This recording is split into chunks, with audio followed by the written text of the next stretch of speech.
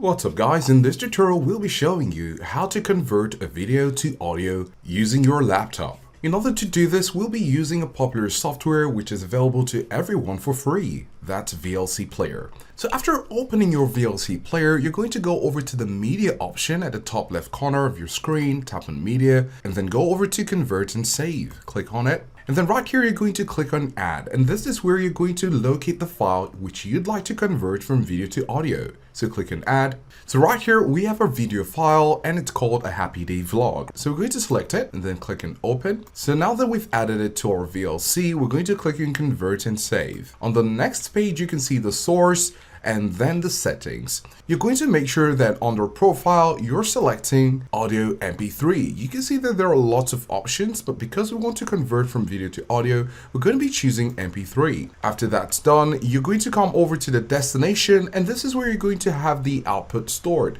You're going to click on browse, and then under the same folder, we're going to create a new folder, and we're going to say converts. Open it and save. When you do that, you can finally press start. And as quickly as that, the conversion has been completed. We're going to open the folder, and here you can see that it's now an audio file. If you go back, you can see that it's a video file. And when you go over to converts, this is the audio file.